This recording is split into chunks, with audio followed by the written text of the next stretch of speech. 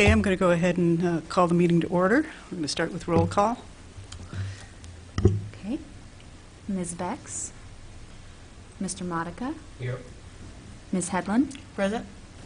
Ms. Jones? Oh, sorry, I meant Mr. Sorry. Sorry, there's Oh, wait. Mrs. Jones is no longer on our commission. I apologize. That's This all is right. an old list. Mr. Miller? Ms. Orcherton? Here. Ms. Salmon? Here. Mr. Panilla? Ms. Williams? Okay. Okay. We're going to skip the approval of the minutes for now. We hope to have one of our other members showing up in a few minutes. Changes to the agenda. We probably will not discuss the Tier 3 grant process today because we've got such a long agenda here. So let's go ahead and skip to that. So why don't we go ahead and start with the staff report.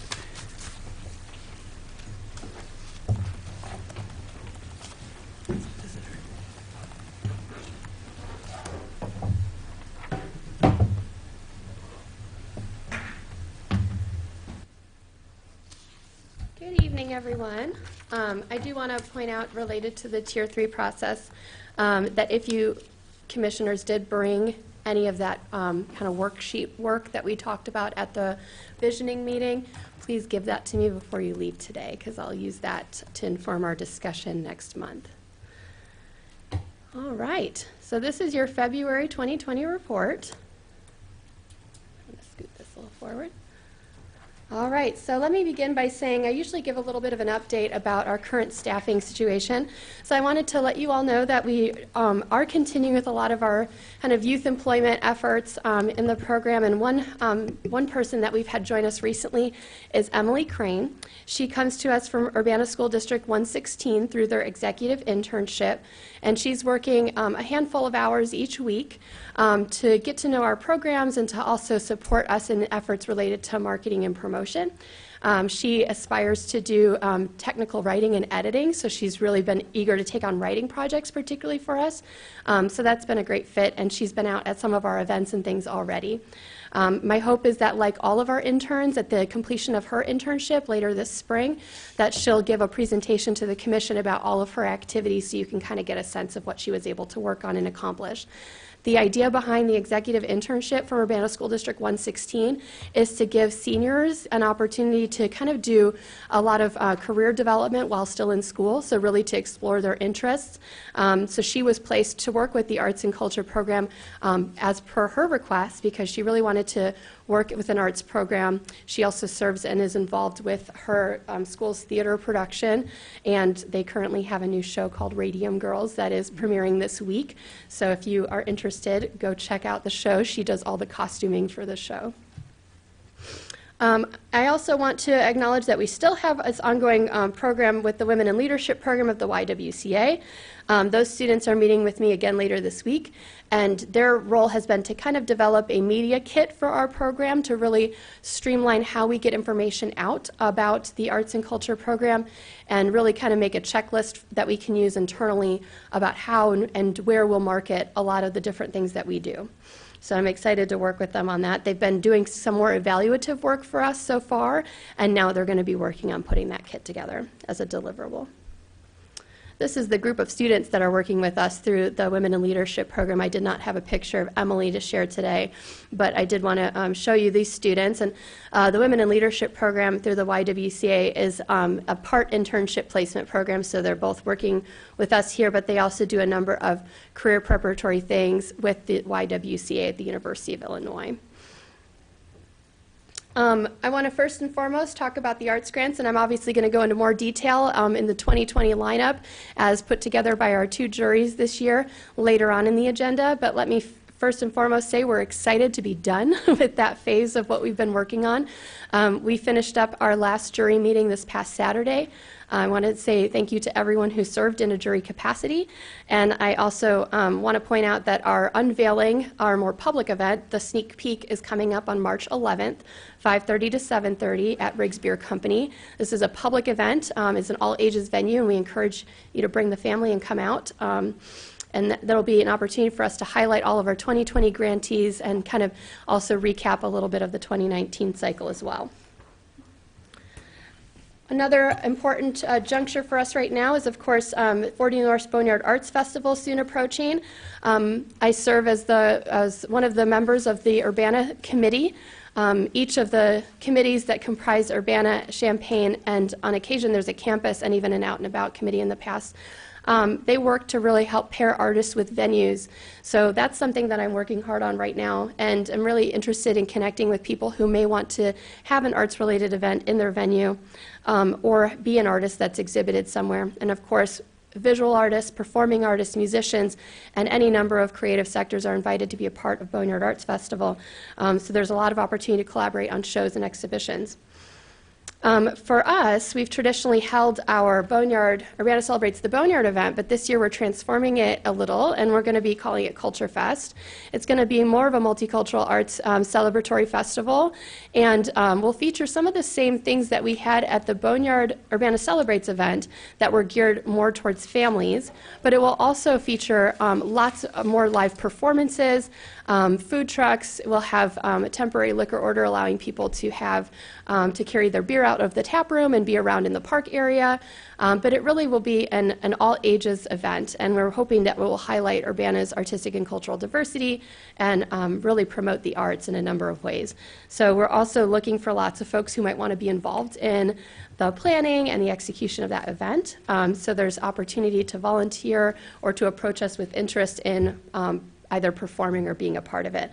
There will also be an element in which we have interactive booths, so there's great opportunities for local nonprofits and area organizations to participate as well. Our Passions Project reception took place yesterday, so this was the closing reception for the current exhibit. When you walked here into the City Building, you might have noticed bare walls. That's because this exhibit moved completely to the Urbana Free Library for that closing reception. It's up for another week, and the Passions Project has really been a celebration of the passions of people living at Clark Lindsey. They worked with a national photographer to capture people in doing their most passionate things, and that encouraged a lot of depiction of the arts. So we had people at the closing reception yesterday sharing some of their artistic passions, and those included pottery, it included photography, painting, and illustration. So we have some photos of that event that are up on our Facebook page. I encourage everyone to check out. Our next exhibit is called Women Who Painted. This is coming to us from Paula McCarty, local painter, and it's in honor of Women's History Month. This exhibit is a collection of digital and oil paintings and will be on display throughout the month of March. We'll also be highlighting it at a city council meeting in which there'll be a proclamation given declaring it as Women's History Month. It's also been submitted to a couple of online calendars that chronicle all of the Women's History Month events taking place here locally. We will have an opening reception on March 5th, 5:30 to 7 p.m. for this exhibit, and we encourage you all to attend. We've had a pretty active poet laureate for our inaugural, and I wanted to tell you a little bit about some of the activities that he's had underway most recently. We've got a few things coming up here this week. The first is that he's judging Poetry Out Loud. These are actually last year's winners of Poetry Out Loud, last year's participants, I should say. And as you may know, Poetry Out Loud is coordinated by 40 North, but it is it's one of the local competitions that then feeds into what ultimately will result in the national competition. So we have area schools participate. Uni High is one of the participating schools, so we hope to have him there, and he'll be a judge this year for the first time. This week also marks this Thursday the Laureates Showcase, which we hope will become an annual event curated by the Poet Laureate, in which the Poet Laureate selects a number of local poets to feature that evening. So we have 11 people reading their poetry work that night, and it's at the Urbana Free Library, 6:30 to 8:30, with our host, Will Rieger, Urbana Poet Laureate. Poems on Glass also has an upcoming deadline. This is a new initiative of the Poet Laureates to invite area poets to interpret our downtown murals through the Murals on Glass program.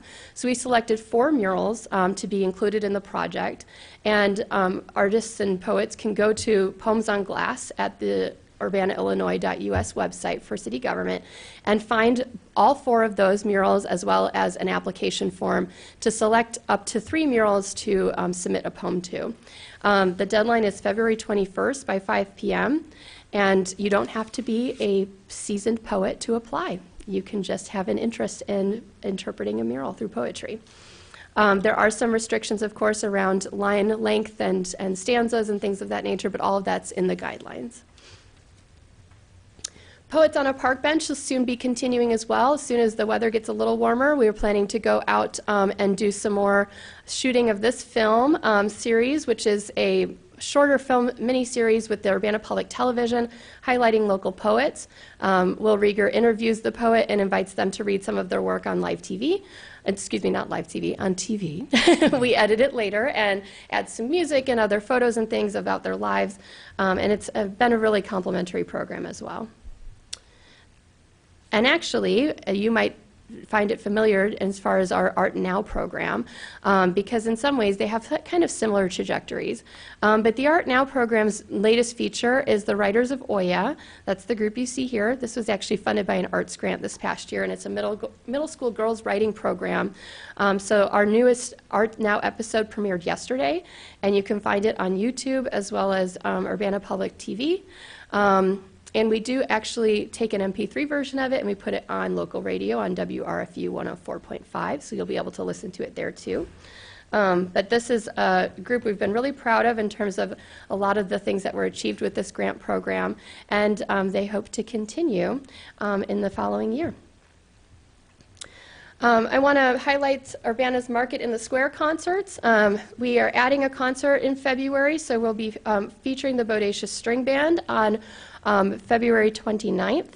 And we will also be featuring the Local Session, which is our Irish band, and this time they're bringing a 10-piece Irish band and an Irish dancer for the March 14th Market in the Square concert leading up to St. Patrick's Day. So we're very excited about that. That day will also feature a performance from the Shamrock Academy of Irish Dance. So we really do enliven the food court area of Lincoln Square Mall. It's a great time to come out and celebrate St. Patrick's Day. Not mentioned in your staff report, but we also have played a role in some of the organizing around the world's shortest St. Patrick's Day parade. We will have, once again, Mayor Marlin will actually be serving again as the, and I don't remember what it's called, Grand Marshal. So we'll have her there, and we'll also be having lots of things, including this year they're introducing a, I think it's 0.2K or 0.12K. The world, like a very, very short run will also happen as well.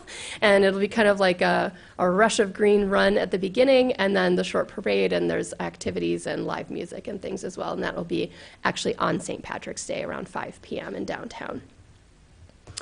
Want to talk a little bit about Young Artist Studio in particular. Our most recent one featured Good Things Urbana and Paint Your Own Good Things. This was some pictures from that event. Kids painted mini canvases with things that bring them joy, and they're actually currently on display in the Children's Library display cases. So right after the meeting, we were able to put them in there. And leading up to this event, the Good Things Urbana project more widely, so not just things painted by young people, but people who had been coming to downtown Get Down events or other places where we'd offer this painting opportunity, are now in the display case on the main floor of the library. So these mini canvases are all over the library right now. It's a great opportunity to see what some of the things people find joyful in Urbana. There's a lot of Urbana pride images, which was really sweet, things and places and spaces and people in Urbana that bring others joy, so it was really nice to see in the display. Our next one is Kids Learn to Sew. So I'm still digging into trying to kind of cultivate new art forms, highlight new art, not necessarily new, but highlight additional art forms through the program. So the next one we're doing is sewing. The one after that is mosaic making. Maybe I mentioned it here. Yep. Mosaic making. And then we'll also have Kids Learn to DJ, Kids Learn to Stop Motion Film. We've got Kids Learn Capoeira Angola. We've got a whole lot coming up, and they really span dance and visual arts, performing arts, theater. It really runs the gamut, so I'm excited about the lineup. We've actually got them all settled from now and through December. And here's the Kids Learn to DJ one. We also have our 2020 Murals on Glass selection, In the Sunshine, by Black Mau, which is Kamau Grantham and Stacy Robinson, going to be installed as soon as the weather gets a little warmer on the front windows of Cunningham Township. Very excited about that. Stacy, as you all know, having served on our commission, is currently at Harvard. So he will come back for this ribbon cutting, and we're trying to work out that it's planned around some other activities that he has going on, so that maybe can be one of a couple of things he does while he's in town visiting. But I'll be sure to send that date out to you all, because I would love to have commissioners and the public come out. We'll do a ribbon cutting, and we're hoping to have a small event in conjunction, because really the mural is going to represent a lot for the Cunningham Township, and they explained that they would also like to have an event in collaboration with the unveiling. I want to mention that I was able to come talk today at Rotary International Club of Urbana, and talked a little bit about some of our things that we have going on. I'm also visiting and being a panelist at the Grantathon, the 4th annual Grantathon at the university, talking about our arts grant program to social work students, but also students from all kinds of disciplines that sign up to go to the Grantathon. So we're hoping to get more information out about what makes a good grant, and talk more about that. And that's largely your report for this month. Okay. Yeah. Thank you, Rachel. If you don't mind, I'll go ahead with the approval of minutes now that we have 5 people here. Anybody have any questions or comments about last notes, the minutes of the previous meeting? In that case, I move that we approve those minutes. All in favor, say aye. Okay. Let's go ahead and move to the grant presentations. Is everyone here, though? Not everyone. Okay, who is not listed? Who is? I think nearly everyone is here. Actually, let's move Emily's to the end, because I don't believe she's here yet. Okay, very good. Okay, why don't we start with Terrence Stevenson of Dance Music Therapy then? Good evening.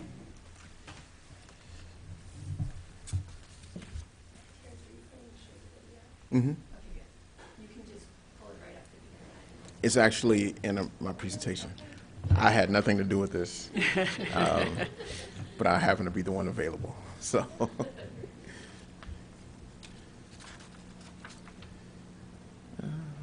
from the beginning. Good afternoon. Again, my name is Terrence Stevenson. I am one of 3 DJs from Dance Music Therapy. And we were honored to receive a grant through this program last year, and we were absolutely amazed at how helpful it was in helping us complete a successful season. Again, it consists of 3 DJs, one who lives in Champaign. I live in Champaign. Mr. Kamau Grantham, Dr. Kamau Grantham, who lives here in Urbana, and then Dr. Mickey Johnson, who lives in Northbrook. And so he comes down. He used to live in Peoria. Well, he used to live in town, and he moved to Peoria, and then he moved way up north. And so he comes down, and we throw these 8-hour dance parties in the park for the community. It's completely free, doesn't cost anyone anything.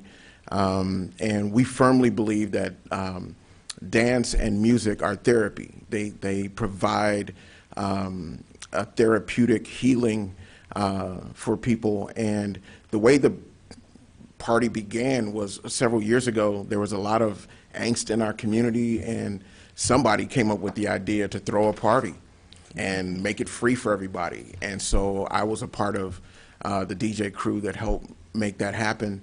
And it went so well that we decided to keep it going. And so we were paying out of pocket. The Urbana Park District would give us the space.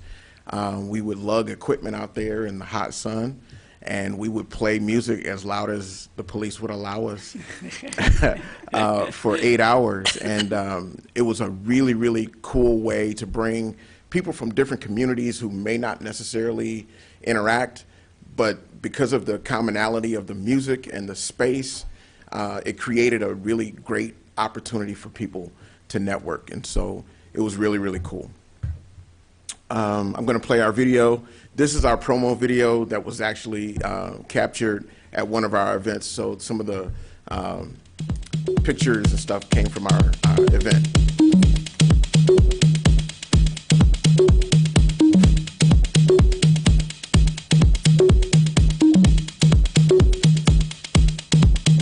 Just an ordinary day till you came around. I had my feet on the ground. So much for that. Just an ordinary day till you came around, and now my life's upside down. Imagine that. And it's all because I heard you say. And it's all because I heard you say. And it's all because I walked your way. And I heard you say. That was really fun. It was super fun to do. So here are some of our accomplishments from the previous year. Ooh. Oh, sometimes I did it on a Mac and had to convert it to PC, and they don't like each other. So bear with me.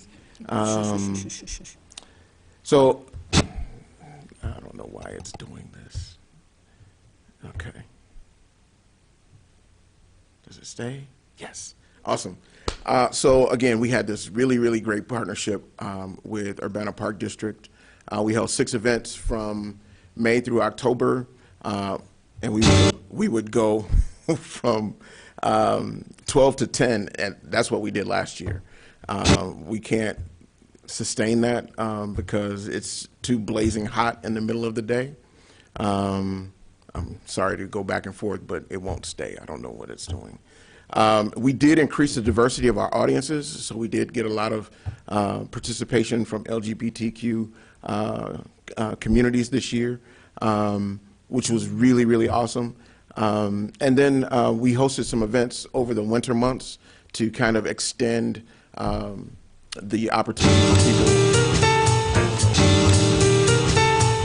So here are some of the flyers from our events. These are the flyers from our events, and we would put these on Facebook, Instagram, Twitter, anywhere else that we could stick them, coffee shops, Panera, we stuck them everywhere. And so we had really, really diverse crowds, which I think was one of the really most awesome things about what we do. And we had a great time. We had a really, really great time. And the majority of our success is due to the support that we received from this commission. So we're really, really excited. We'll be starting up again in May, and hopefully we obtain more support for the coming year. We have some really, really great ideas. Because we have all these different communities coming together, what we wanted to do was to make what we do a bit more substantive. And so we, in August, are going to do a back-to-school drive. And so we're partnering with various community organizations that are going to provide backpacks that are stuffed with school supplies that we're going to give away to kids. Hoping to get, there's this really cool bubble maker dude who blows smoke and bubbles. You've seen him. I don't know how he does it, but kids love him when he does that big bubble spray thing. So we want him to come out. We're going to have face painting. We're going to have food. And it's just going to be a really, really great opportunity for kids and adults and various communities to get together and do some things together. We're going to expand our DJ lineup. We're going to have some guest DJs come into town. And again, we're going to do some more video and those kinds of things. Those are our short-term goals. But our long-term goals is we want to make this the largest downstate house music festival in Illinois. There's a big one in Chicago that happens every July 4th weekend. And there's literally over 40,000 people in Grant Park, in Jackson Park. And it's the most amazing experience. I get chills when I think about it. I went for the first time last year, and I will never miss another one. And we want to have something like that here.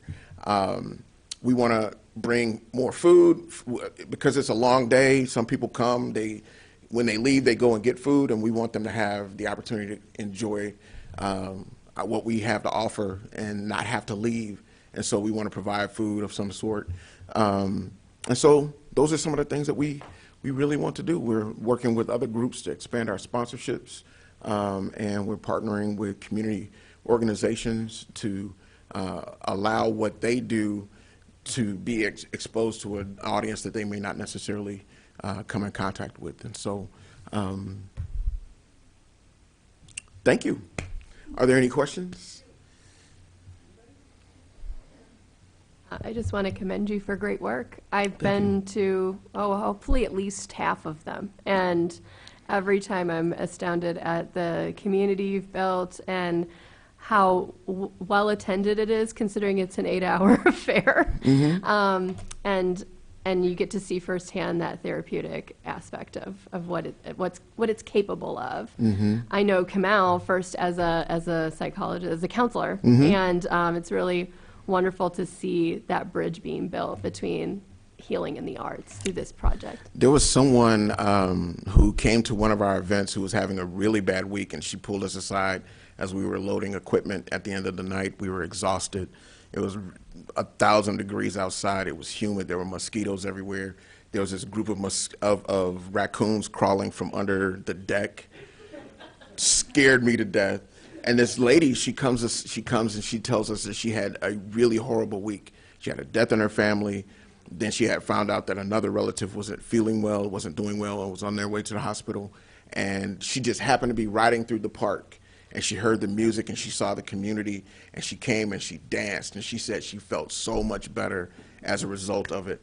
And for whatever reason, we're the best kept secret in Champaign-Urbana. There are a lot of people who come and they say, we've never heard of this, but we won't miss another one. And so we're really excited about what we have and what we're doing. And so we thank you for your support. Thank you.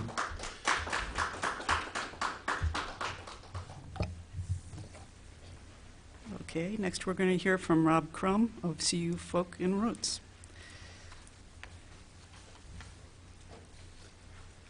I feel like the Folk and Roots Festival is the next best kept secret in town. Maybe that's just the arts thing. Okay. Let's get this going here. And, all right. So, I know most of you. My name is Rob Crum. I live here in Urbana. I'm a geologist, musician, guitar player, and I've been working on the Folk and Roots Festival in one form or another since the first year. So we had our 11th festival in 2019. And you all provided $9,050 of funding, which was far and away, that's the major source of funding for the festival. So we really appreciate it. So there's, we had our festival logo designed by a local artist, Jen Gibbous, and then Weisskamp Screen Printing always does some color poster printing for us. So hopefully you saw these. Hopefully you came to the festival. If not, you know, heads up for this year. So so we did have the festival in October, and we had about 70 events, mostly in downtown Urbana, but we started the night at the Krannert Center and the Red Herring in Channing Murray. Lots of performances, but what makes the festival really different is we do a lot of hands-on events, especially the Saturday of the festival, when everything in the daytime is free. So we had about 40 free events, so that's more than half of all the events. And the attendance this year was about 1,750 people, and that's about what we've had the last few years, and more as we go along. So yeah, Public Arts Program provided grant funding, $9,050. So that supported performer bookings and lodging and promotion and space rental, and we really appreciate it. So there are just some of the photos of what happened during the festival. So that upper left photo is, that's Dom Flemons, who used to play in the Carolina Chocolate Drops, and he's leading a Rhythm Bones workshop that was attended by 60 people. All right, so I don't know where else that's going to happen. We had this great drum and dance group from Chicago. We had some jam sessions, some dances, and here's a little map of downtown Urbana, kind of aerial view. Looking down, the festival is really based kind of at the corner of Main and Race Street, and we use Community Center for the Arts there, and the Cohen Building across the street. We use the Rose Bowl every year. This year, we used Urbana Dance Company and had some events at Blackbird, the Iron Post, and Common Ground Food Co-op, and we also used the Lincoln Square Food Court for the first time in a number of years. And then this doesn't show the events that happened at the Cranich Center and Red Herring and Channing Murray, but it's a downtown Urbana event. So this is, like I said, if this is the 12th year. It's always been the 11th year. It's always been in downtown Urbana, and we feel like the downtown area is just a really great fit. People who've been coming to the festival, they know all they have to do is get to downtown and start walking around, and the festival's very easy to get to. So we always start off, or for the last many years, we've started off a kickoff event at the Cranich Center, and we had a really good crowd, about 350 people. Even the Cranich people were impressed with the crowd, and that was a band from St. Louis called the Gaslight Squares, which they did have a great crowd. New this year, we had some events at the Red Herring, so we actually organized a festival dinner over there after the Cranich event, and we had some performances downstairs, and then we had a swing dance upstairs. So those were new things that happened this year, and we had a good time using the Channing Murray Foundation and the Red Herring. And a lot of people showed up for those events. So even the dance lesson had about 40 people there, so that was great. As we moved on through the weekend, these are just some of the things that happened at the Rose Bowl. Again, that's the Gaslight Squares and a couple of these pictures, and Dom Flemons again, which Dom is a great performer. He, like I said, he used to play in the Carolina Chocolate Drops, and maybe you saw them at Cranich some years ago, but he's one of these magnetic people that has just a great ability to keep a crowd engaged, and I think we need to have him back about every third year. All of his events were so well attended and so much fun. There were more events on Friday at the Cohen Building, Community Center for the Arts. We used Urbana Dance Company. That was new this year, and that's where the drum and dance picture is from, is Urbana Dance Company. We had Candy Foster at Blackbird, which was great. Then some things at Iron Post and Community Center for the Arts. A lot of great spaces in downtown Urbana to use for these performances. Okay, moving to Saturday. If you don't remember, I do, because I was wet, all right, because it rained all day long, all right? And it was not just a sprinkle, it was a downpour. And so this is probably, like, if I have to think about, like, what made the festival, the crowd that came out on Saturday made the festival, because it rained all day. I mean, it was a harsh rain. So Urbana Free Library hosted 11 events that day, and I can't say enough about the crew at the Urbana Free Library. The festival is a good fit for the library is a good fit for the festival. We have such a good time working with the library staff. And we had performances, we had some singing workshops, we had some other things going on there. And the library is such a great space, and they're good people to work with. So we had jam sessions at the Common Ground Food Co-op, behind the co-op, and at the Lincoln Square Food Court.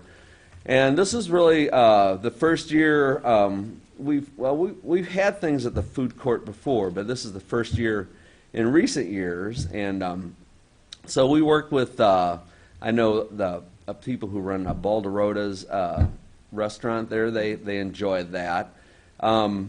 We had some things at the dance company again.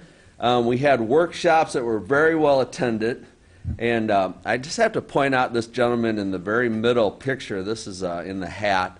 His name's Ryan Koenig, and Ryan lives in St. Louis. He's a musician. And Ryan came to the festival as a performer about 3 or 4 years ago.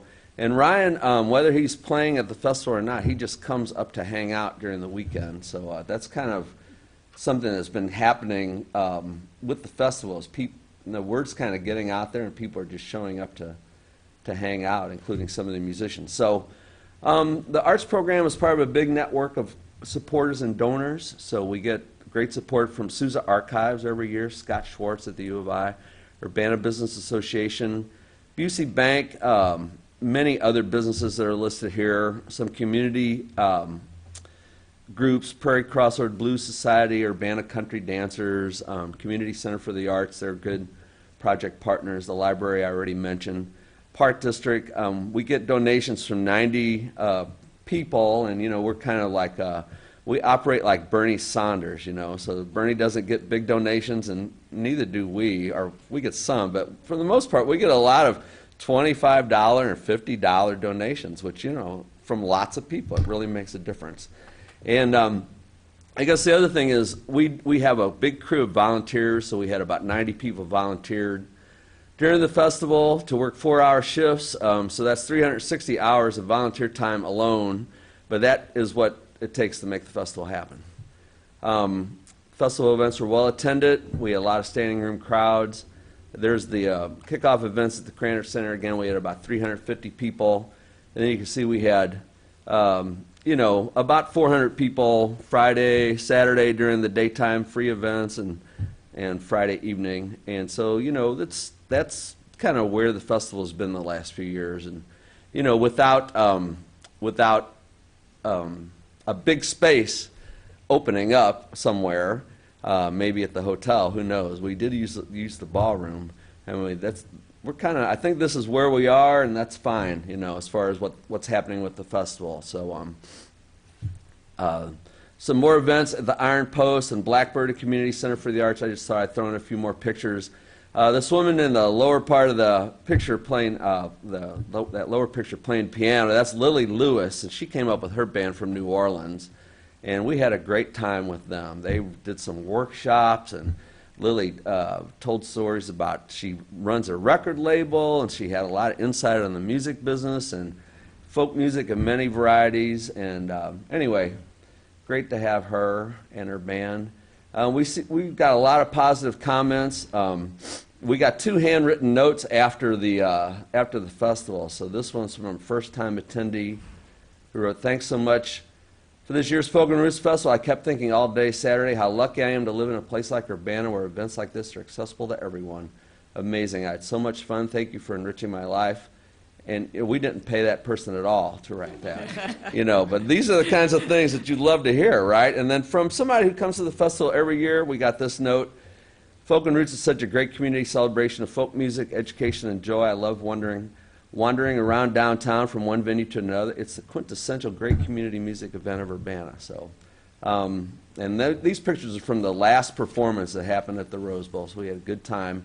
Lots of people dancing at the end. So the festival's growing into a year-round resource. We have a year-round schedule of things that we do besides the festival. So we do what's called the Winter Weekend. That just happened the end of January and into February. We help the Park District with the Roots Walk, and we do Folk and Roots Fridays at Crystal Lake Park. We've been doing a Folk and Roots stage at the Urbana Sweet Corn Festival, and we do also produce and present a handful of shows during the year. That's not a regular schedule, but kind of as needed. So thanks for your consideration and support. This is, I'm one of about 14 or 15 people that have worked on the festival. This year, there's everybody that's listed that worked on the festival, lots and lots of hours. Mike Atkinson, Tom Bassett, Jennifer Como, Rayanne Dossett, Charlie Ford, Charlie Harris, Cody Jensen, me, Nancy Livingston, Emily McCown, Linda Owens, Kathy Spiegel, Rob Sweeler, Matt Winters, and a large number of these people live in Urbana, and they're active in the music scene or with some other organizations. So anyway, I appreciate your time and your support. So. Thank you.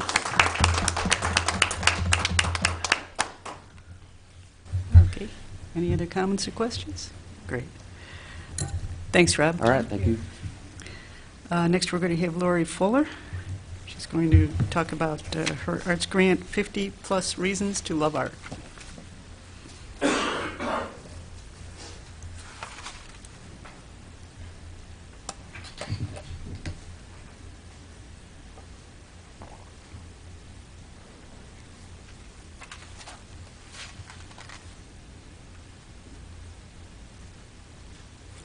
Hello, my name is Lori Fuller, and the title of my art grant was 50+ Reasons to Love Art.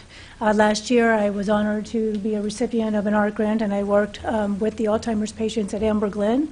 And so this time, I decided that I wanted to still work with the Alzheimer's patients at Amber Glen, but also expand my audience to the older citizens in the Urbana-Champaign community. The purpose, or the goals behind my art grant is that I wanted to provide art activities that were fun and stress-free, that encouraged social communication, that developed friendships, and built self-confidence. I wanted to, promote those types of art activities in the hopes that maybe if they're trying painting for the first time, that they will continue to do so. For this grant, I specifically focused on acrylic painting on canvas, and then I offered one workshop at the Urbana Free Library with colored pencils. For my first series of workshops, I worked with Darius White at the Douglas Center, and he's also worked with the 50+ program over in the Champaign Park District. And so I was able to work with him to find participants that were interested in doing art activities. I did 3 art lessons. I would say that was a very fun group. They were a little bit hesitant coming into the workshops because I felt like felt like their art skills maybe weren't up to par.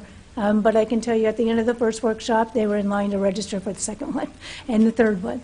A lot of what we did is painted on 8x10 canvases, and so I kept it with a very simple theme. My purpose was I wanted to do something that was very simple, but also encourage a little bit of creativity where they can add to their masterpiece and develop it in their own style. So this is a couple of pictures from the first couple of workshops that I gave over at the Douglas Center. I also worked with Christina Lawhead over at the Clark Lindsay, and so this was a little bit different group. This is a different type of environment as a residential community. We also did my goals were the same for both of those two groups, and so this is some of the flower paintings that we did.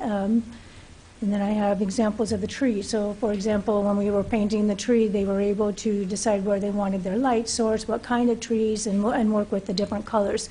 So what I really enjoyed about this project is if we had 10 to 12 participants, we came out with 10 to 12 very different paintings. So my next series of workshops, I worked with the residents at Amber Glen, and so those were our Alzheimer's patients, and so we did a lot of painting. We did 3 lessons of painting. So this is an example of our cats. For this particular group, we worked with a lot of smaller groups, 4 to 5 Alzheimer's patients, and most of the utensils that we used were cardboard and Q-tips. They work a lot better than paintbrushes. So for this particular one, we did a stencil and used a lot of cardboard to push the paint onto the cat, and then they were able to add the facial features and a tail, and then, of course, we added some snow near the end. Our second series of paintings we did with Q-tips was snowmen. And so we did a lot of discussions with snowmen and snow, all the activities that we might have done growing up, and actually they participated in quite a few of the conversations. We did all of this painting exclusively with Q-tips. So here's an example of 3 of the ones that were finished. I would say this is our second lesson that we had done, and so we started to gather an audience of the other patients that were walking into the room and just to watch us to paint. And so they were, smiling, and we did get a lot of conversations. It was a lot of fun. And we also did some trees, and so this one, of course, is all done also with Q-tips. My final workshop that I offered over at the Urbana Free Library was a Colored Pencil 101 workshop. And so this was a workshop that was made available to everyone in the community. It was a beginning, learn how to work with colored pencils. So the very first workshop, we looked at the supplies And really the supplies, when I had laid out all the possibilities, they're not really expensive because a lot of my own supplies, I go to local stores in Urbana. I can get them for about $0.25 for a colored pencil. So we looked at different kinds of techniques of layering colored pencil. My second workshop, we focused on how to, look at other artwork and get a unique style of your own. And then the final piece, where we finished our colored bridges. Now, the focus of it was all colored bridges, so we started a little bit of drawing along the way. Colored pencil takes a very, very, very long time. I've been a colored pencil artist for about 3 years, and I can tell you that a drawing about this size, with all of the layers, could take anywhere from 5 to 6 hours. I felt that all of the workshops were very, very successful because they were seeing a lot of engaging conversations, a lot of laughter, a lot of smiles, a lot of people leaving the room with a lot of smiles. So I can tell that it was a good boost of confidence. And I know that some of the folks from the colored pencil workshops were interested in moving on and using colored pencils. So I know some of them was the first time I'm going to try this, and some of them developed into doing more. In fact, I knew one of the ladies that went to the workshop that attended, and she has done 2 more drawings since then, and stops by my office where I work and shows me her project. So I'm very proud of her, and she's very, very, very proud of herself too. So here's some of the covered bridges that we had worked on. This is almost near the end after the 3rd workshop, so you can tell that there's a lot of layering of the colored bridges. There's still a lot of work to do, but with 3 workshops, we were able to get a pretty good start and a good feel for colored pencil. So I don't want to see if there's any questions. I was able, like I said, to work with 4 good groups in the community, and it was a very, very wonderful, wonderful communities to work with. They were all very different, but they're all very unique in how they approach their painting, and we had a great time. It was really a rewarding experience. Great. Thank you.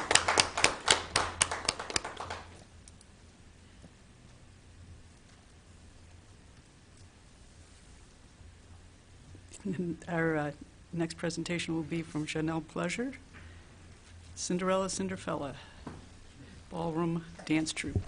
Janelle's going to pull up some slides, and while she does that, I actually wanted to take a moment before any of the earlier presenters take off to just acknowledge that the folks that you have presenting today are a great example of artists that are collaborating beyond the Arts Grant Program. So because you're all sitting here, I just want to take a moment to acknowledge that, folks like Lori and Janelle, who've participated in offering arts workshops at our library through our programs. Terrence has been a big part of our Downtown Get Down and our last year's Boneyard Arts celebration in the Boneyard Creek with us. We've had Jake Metz be quintessential in helping establish the summer movie nights this past summer and running all the production on those. So I just want to, and of course, Rob, you're hiding from me, but Rob Crum and participating in all the organizing around the Downtown Get Down and quite a number of things that we have going on. I just want to acknowledge you all for that tremendous work, because it shows that the arts program can also have a reach and connect with artists in more ways than simply our grants. And I really like to see that participation. And I'm grateful that a lot of the things that we've been able to do over the past year or more has been through partnerships with many of you. So thank you. I want to take a moment to say that before you all leave. Thanks, Rachel. Yeah, can you just help? I'm not tech savvy at all. Okay, so I have no idea. Do you want to actually see if we can hook it right up to your computer? Try to make life. Oh, no, it does not. That's what you wanted to do. Okay, sunshine pony. Sunshine pony. Sorry, guys. I'm not as handy with this stuff. I'm learning. That's okay. Okay, you're good. I like your purple computer. Thanks. I do too. Sunshine and ponies. Okay. I think. Okay. All right.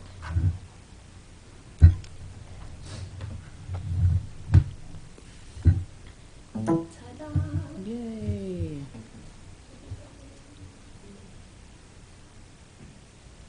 Yay. Okay. this bigger. Top right. There you go. Okay. Dun, dun, dun, dun. And you could probably use the arrows to advance the slides. Ah, okay, cool. All right. You guys want to just start? Okay, hi. My name's Chanel Pleasure, and last year I did what was called Cinderella Cinderfella Ballroom Dance Troupe. Had a great time and was awarded some money for that. I appreciate that, you guys. So it was a pilot project for the children of Urbana. I wanted to see ballroom dance accessible to children who came from low-income families, like I did. Children who had only seen something like this, like with Dancing with the Stars or other reality TV shows. Not only that, but I wanted to bring my skills as an instructor to the forefront. I spent well over 15 years thinking about this and trying to bring it to fruition. Never really had I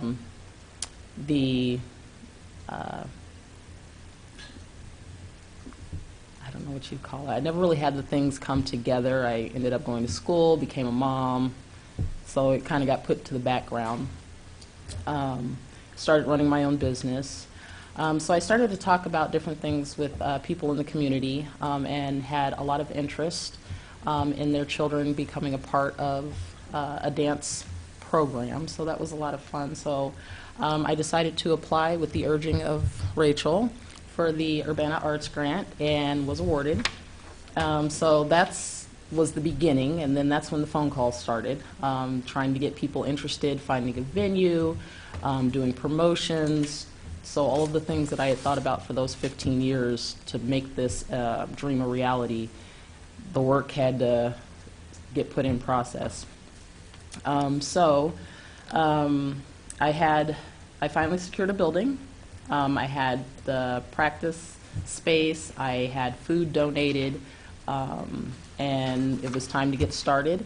I wanted to do it rather quickly to kind of not give people a chance to back out, because that tends to happen when you have stretched out programs. They tend to come full force for the beginning and then they kind of trail off and leave at the end, and I didn't want that to happen for these children because I wanted them to get the full effect of what I was trying to teach them.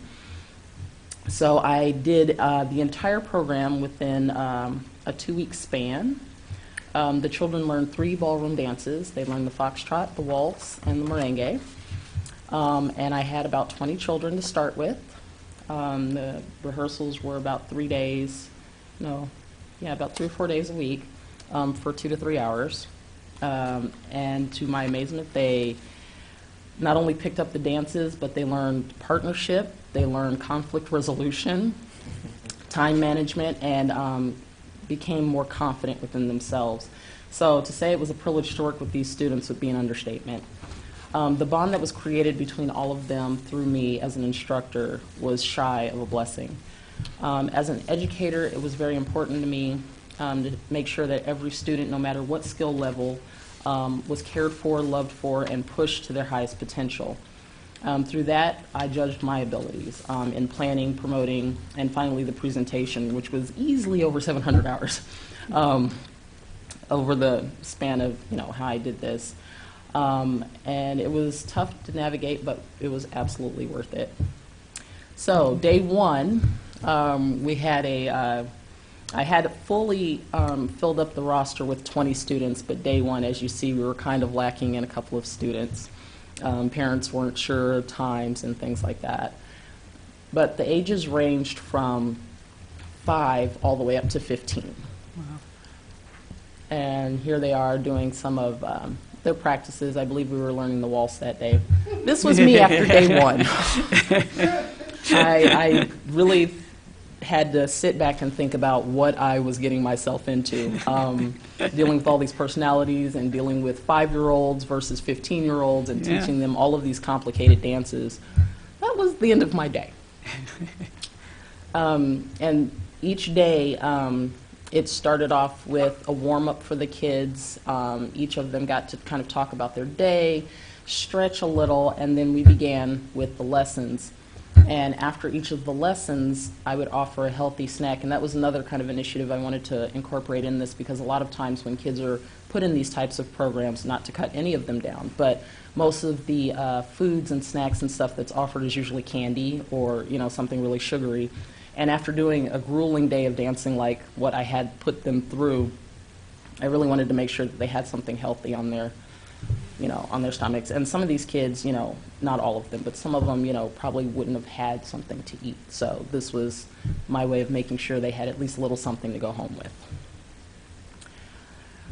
And my lovely assistant, as you see right here, Jade, she was such a blessing. A young college student came in and was my assistant and did a great job with getting the kids stretched out while I figured out my life and getting the music together, since I wasn't very tech savvy.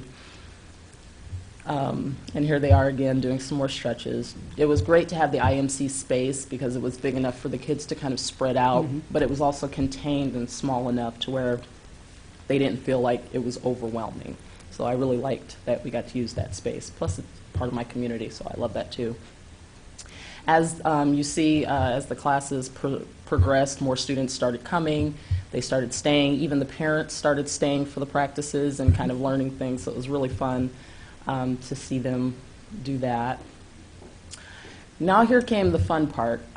So we got towards the end, and we were preparing for competitions, and it was time for them to have, you know, ball gowns. And I kept trying to think of ways to pull in the community, because I knew a lot of these children were not going to be able to afford to go out and buy a ball gown. So I went and talked to a lot of different places, Salvation Army, Goodwill, places like that. And I came upon Salt and Light, and I sat down with their PR person and kind of explained to them what the goal was behind the dance troupe, what I wanted to see, and wanted to know if they would like to be a part of it by, you know, donating some clothes or at least offering it at cost for me, so that these children had really, really nice clothes to wear for the day of the competition. And after a 5-minute conversation of just hearing my my proposal, they were like, "We're just going to give it to you for free. This is a great idea. We can't wait to see what comes of it." So they donated all the clothes. We got to set it up. It took a couple of weeks of just really digging through all of the stuff, but we found some really great things for the guys and the gals. So that day, we got everything tagged, and as a surprise, the kids didn't know that this was going to happen. So right after rehearsal, I told the parents I'd like to keep them an extra hour because I have a surprise. And the surprise was they got to actually shop for their gowns, for their tuxes and things. And I set up a dressing room so they could all try it on. And so that's what they did. They got to pick their own outfits and get everything together, and they just had a ball. It was a lot of fun.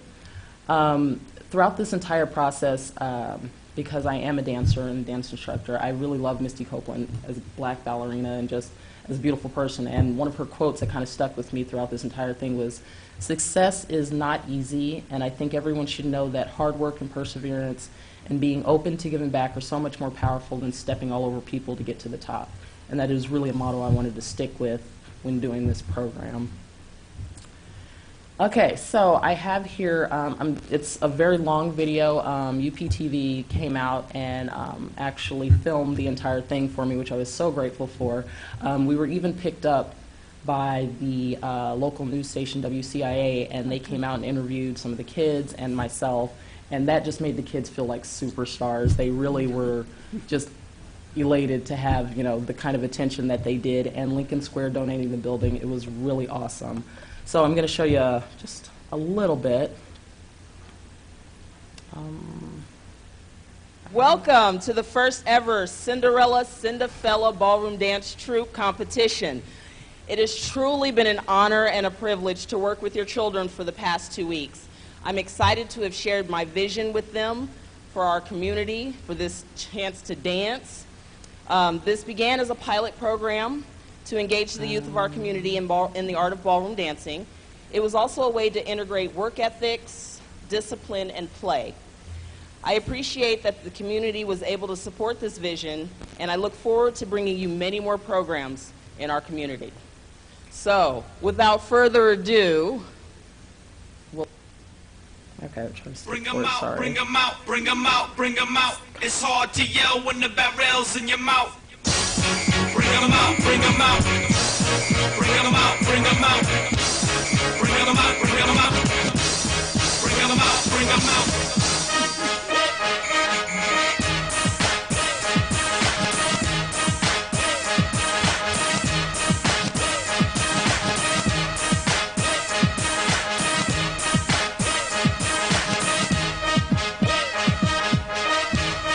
So they kind of get out, as you can see. There we go.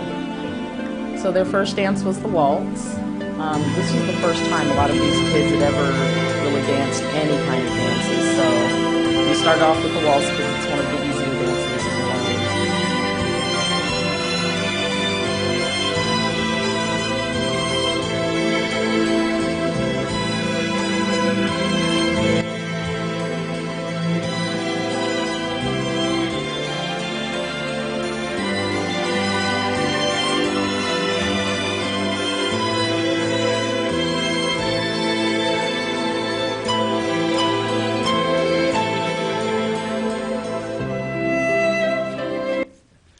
And one of the next dances And you for was me, the foxtrot. so happy together. I can't see me loving nobody but We got a little 5-year-old play partner right here. They really did a great job in this. baby, the sky And following. for all my life. Me and you, and you and me, no matter how they toss the dice, it had to be. The only one for me is you, and you for me, so happy together.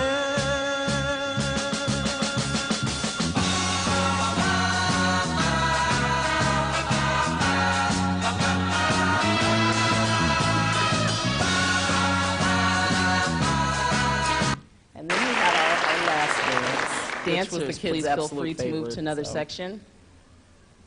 Good to see this one. And prepare yourselves for our last and final dance, the merengue.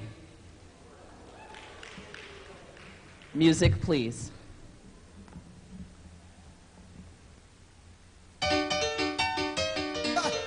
Ahora sí, los dueños del swing, pa' que sepa, brother. Ay, As you can see, they have way more energy with this one. A lot more chances.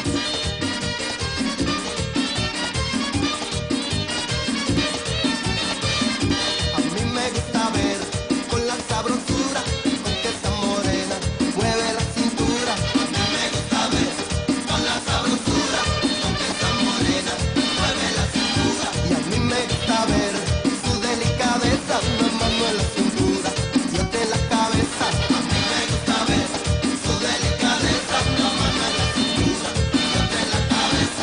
Cuando llega al baile llama la atención y en el escenario ella se roba el show, baila con su estilo como un figurín, por eso es que yo digo que esa negra tiene swing. So as you can see, they really had a great time with everything and putting it all together. So yeah, that was Cinderella Cinderfella. Wonderful. That's a great picture. Go ahead. Oh, you guys want? I guess I should show you that. That would have been. Wait, hold on. I'm sorry. I apologize. Yes, that would have been a good thing to see, right? See who the winners were.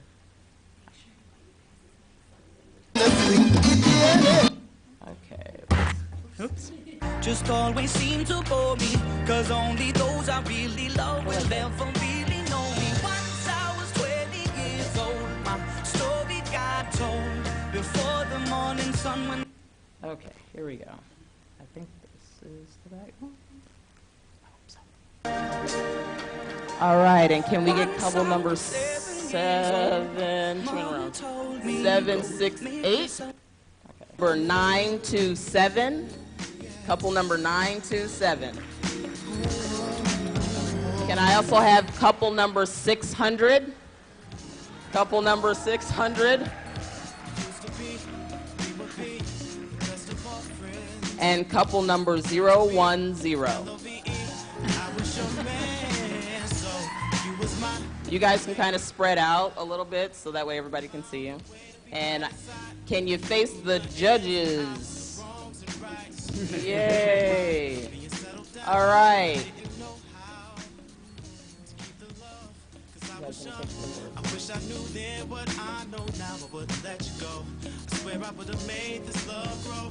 Spent a lot of time and a lot of dough trying to match what we had, and now All right. In third place, with the score of 39.8, we have couple numbers 600.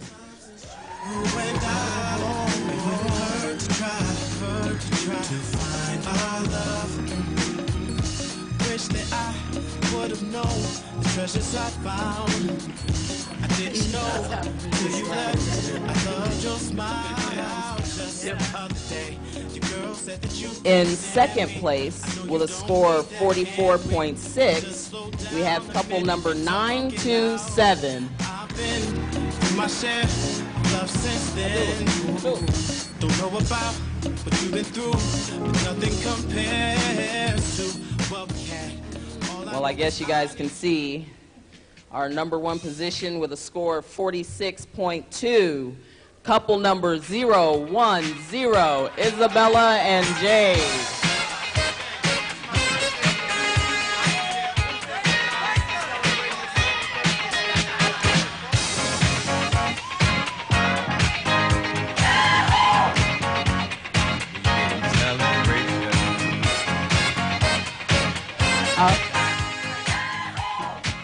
There we go.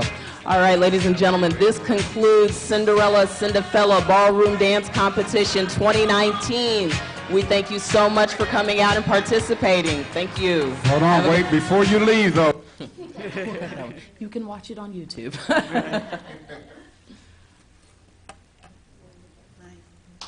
Thank you.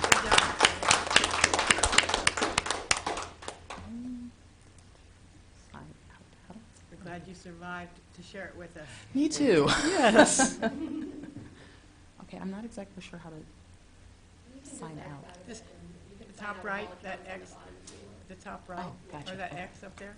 Thank you, guys. I appreciate that. There we go. All right. Thank you. Thank you, guys. All right, next we're going to have Jake Metz, who's going to talk about his grant project Immersion, a multidisciplinary experimental arts festival. All right, hey everybody. Hi. So it's going to take me a moment to get this as well. Save the weirdest thing for last, I think.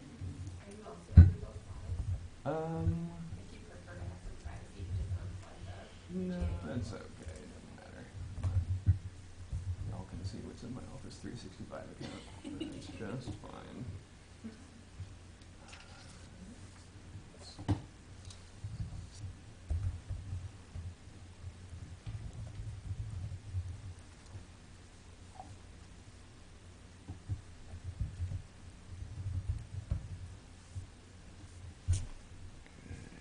Do not say.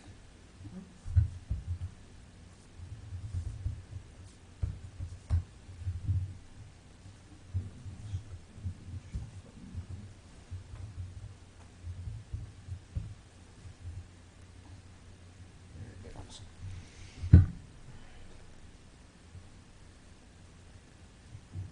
This is your daily reminder to use 2FA.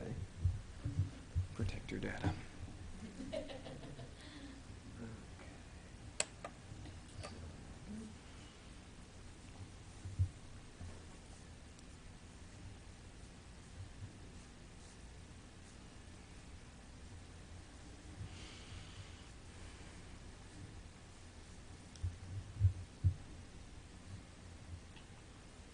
Real quick, while Jake's getting that set up, I want to ask if anybody here did bring any of that paperwork that we had for last visioning session. You can pass it down to me at this time. And if you don't have it with you, this is your reminder to email it to me. And if, even if you can do it in the next few days, if you haven't gotten to it yet, I'll let that inform our discussion for next meeting on March.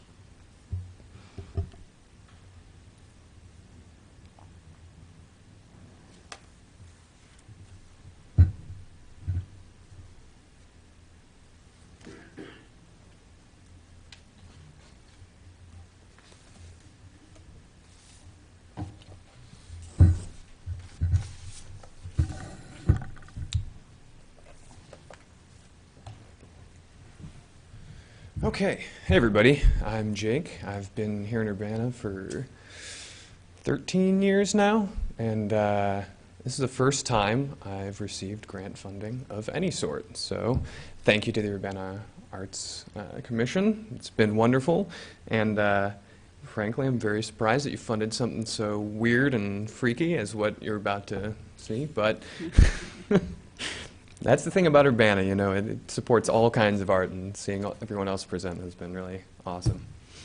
Okay, so what is Immersion Festival? Did any of you come to Immersion Festival?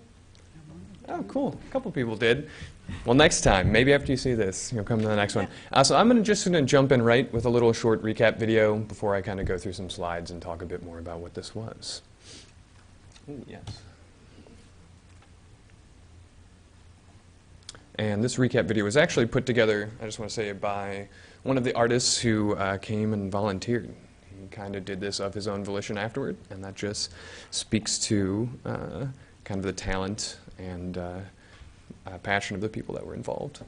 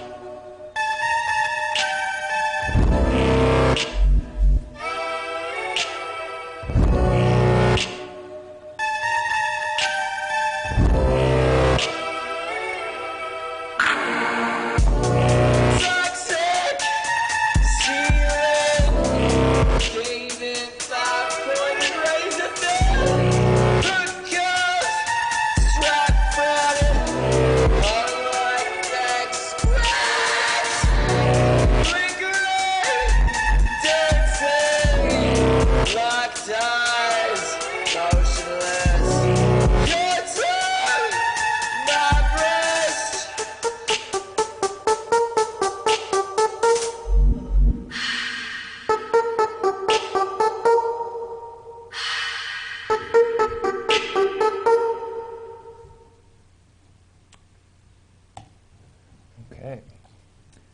So, what is Immersion Festival? Well, Immersion Festival is a creative, multidisciplinary experimental arts festival. Here you can see kind of our two-day schedule. It started on a Friday around 5 p.m. and ran through midnight, and then on Saturday we started in the morning at 10 a.m. and ran again through midnight. We had, let's see, we had about 18 local music artists. We had 90 minutes of fixed works in what we'll call immersive multimedia, which I'll explain shortly. We had 10 local and regional video artists and visual artists and 4 local and regional video artists. We had 13 hours of live music, 6 workshops, and visual and video art galleries. Some of the video artists submitted works from Chicago, New York, Boston, the Bay Area, and Toronto. We also had 6 interactive exhibits. So, where did it come from? Immersion was kind of a culmination of some events myself and other artists had been putting on underground DIY for several years now. There's a series of events called Expressions. All of these events sought to bring out the more experimental side of arts and multimedia, kind of immersive arts, and give them a home. We have lots of great arts programming in this community, but this was a need we saw that wasn't really being filled by some of the other festivals. This was a lot of art that was kind of occupying the fringes. So we had these expressions events where we had video projection and surround sound music. We started, as we got further, having workshops in Reiki and meditation and yoga, as well as physical arts like glasswork and painting and sculpture. So we'd put these events on for several years, and at the same time, in my own artistry, I began traveling around the country and a bit into outside of the country to explore this emerging field called immersive multimedia. Immersive multimedia is often comprised of video and audio that completely envelops the viewer. So you go in and, as maybe obvious, you are immersed in it. Now, this is something that we don't, perhaps obviously, we don't have a lot of here in the middle of Illinois. I had to go to the closest place, was probably New York, otherwise to San Francisco, or London, or Berlin, to see these sorts of things. So I got very interested in what are called spatial sound systems. So a spatial sound system, also sometimes referred to as a high-density loudspeaker array, is what it sounds like. There are many speakers placed all around you.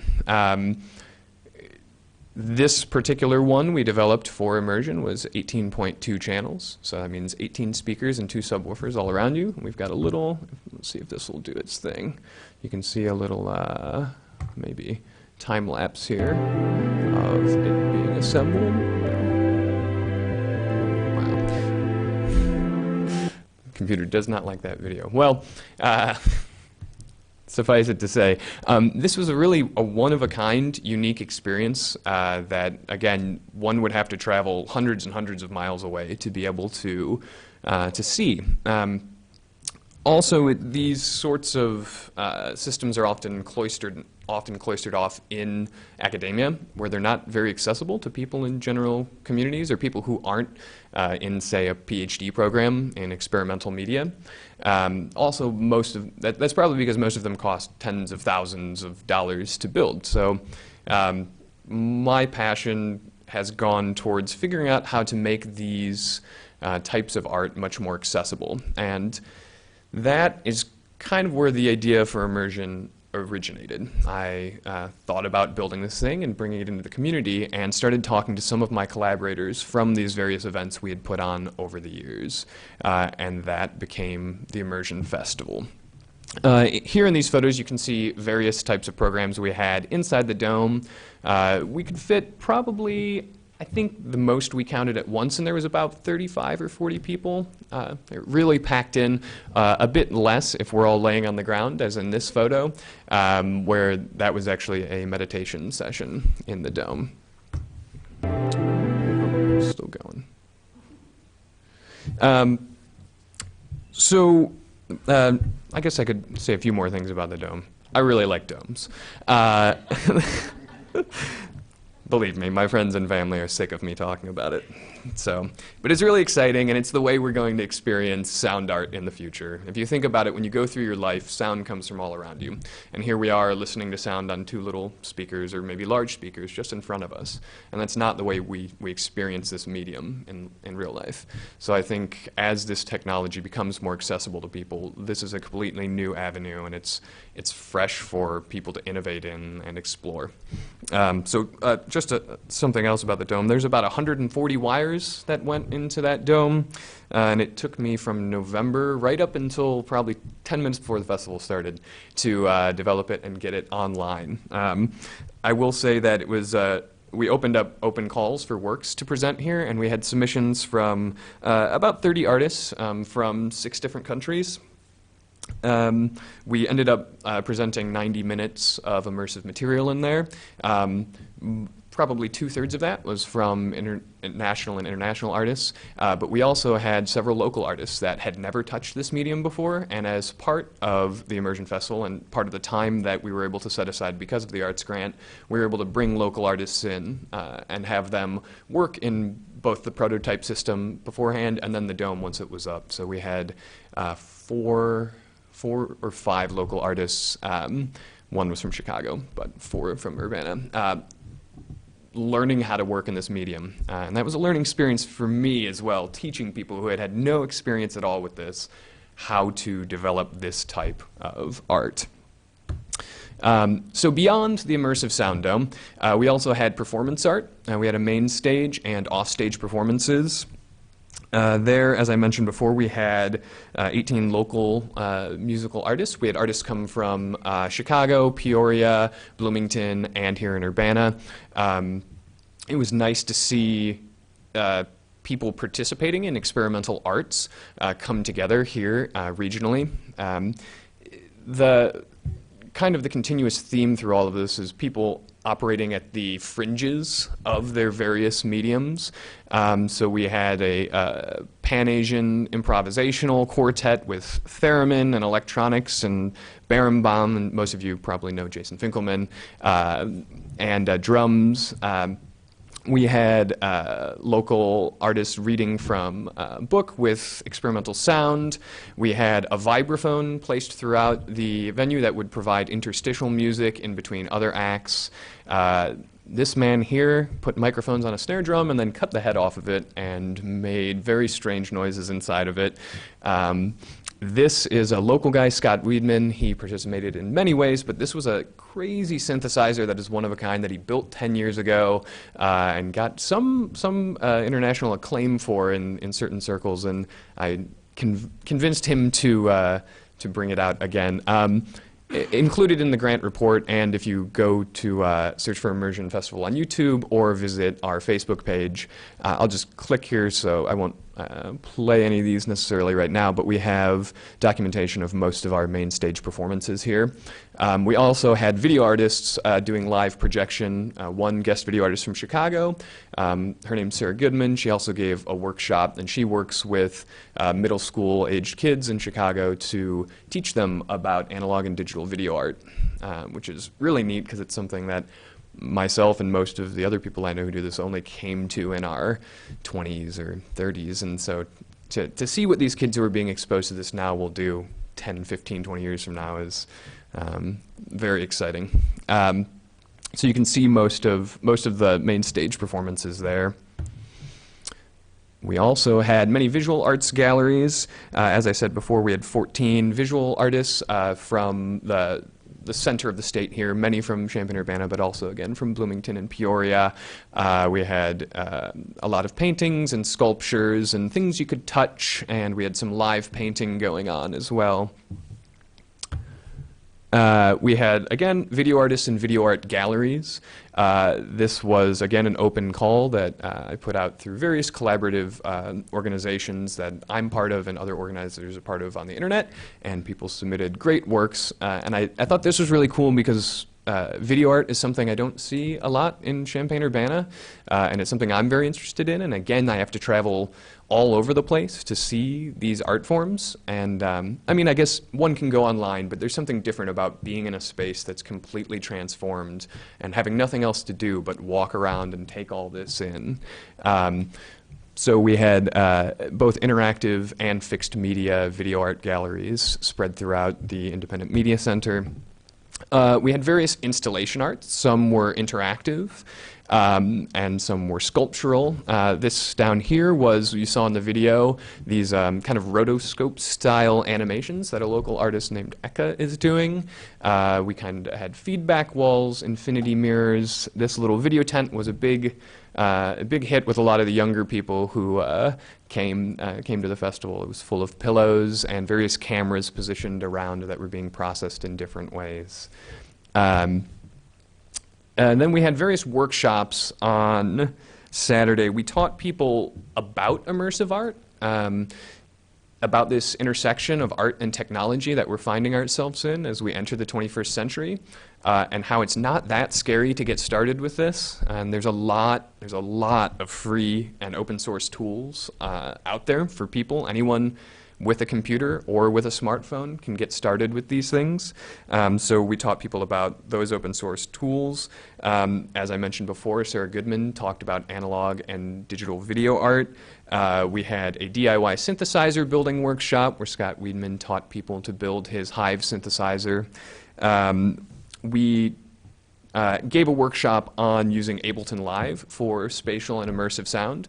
For those of you who aren't aware, Ableton Live is music production software that has kind of become the folk instrument of the current time period. This is, most teenagers and young people making music are using Ableton Live these days. So it's a very accessible tool, and I wanted to show people that, hey, you can use this to create this type of immersive multimedia as well.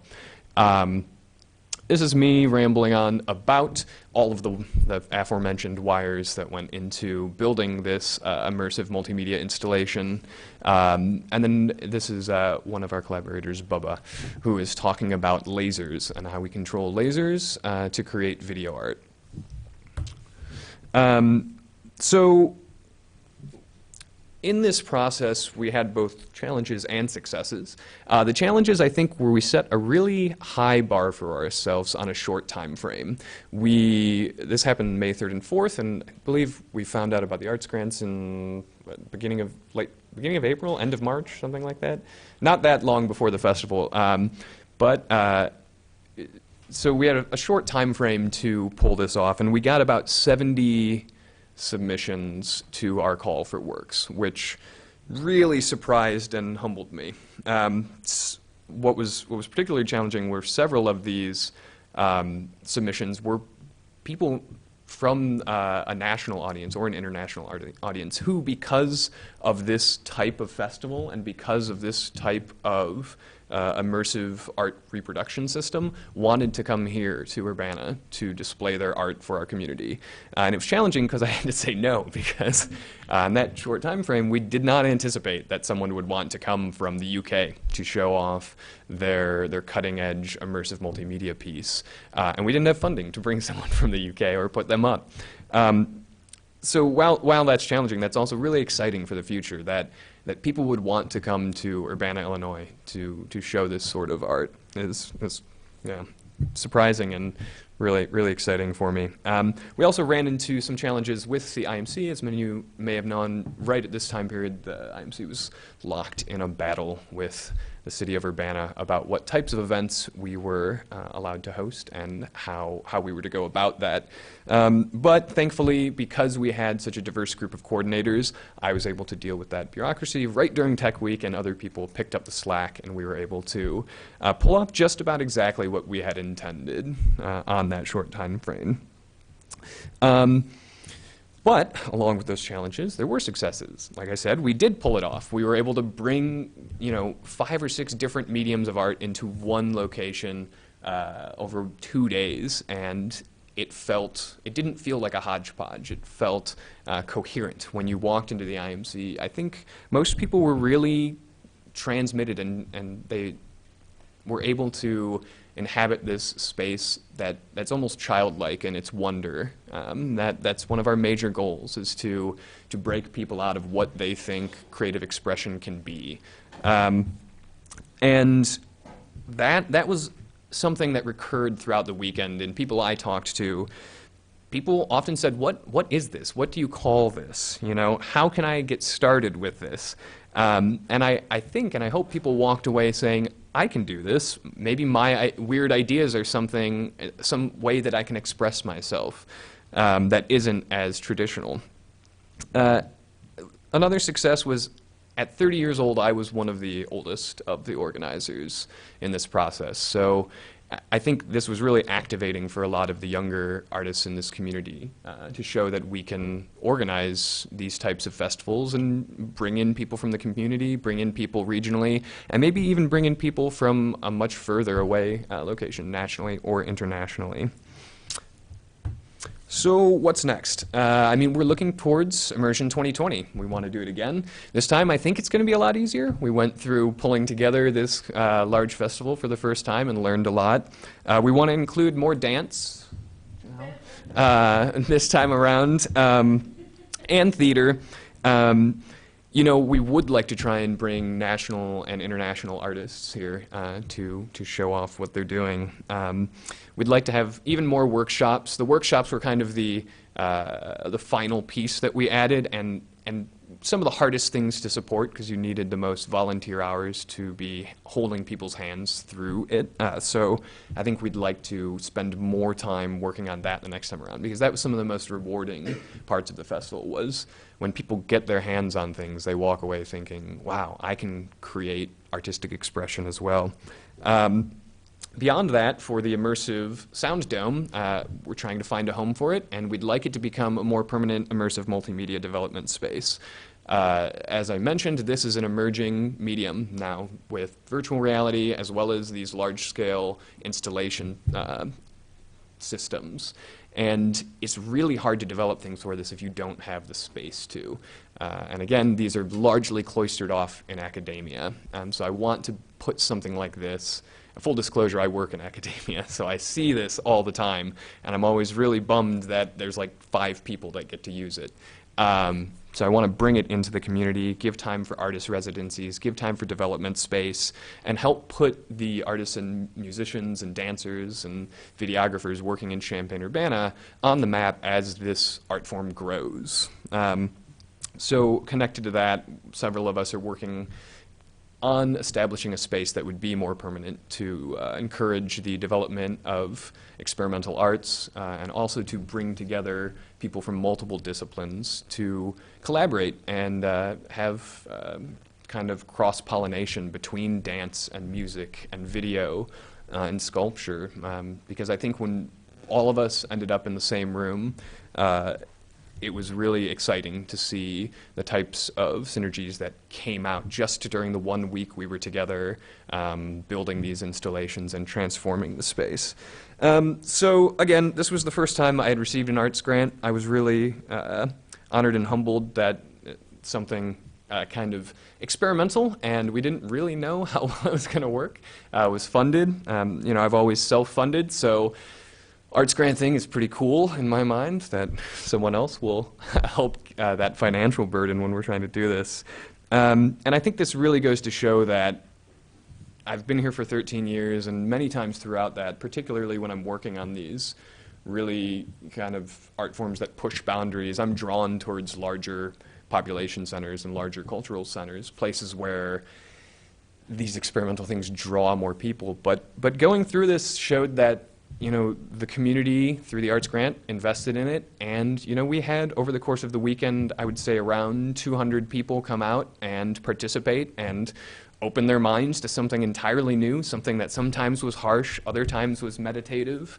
And I was very surprised and energized by this community's response to what we put on. Watching a whole group of people sit quietly and contemplate guitar feedback is something really special.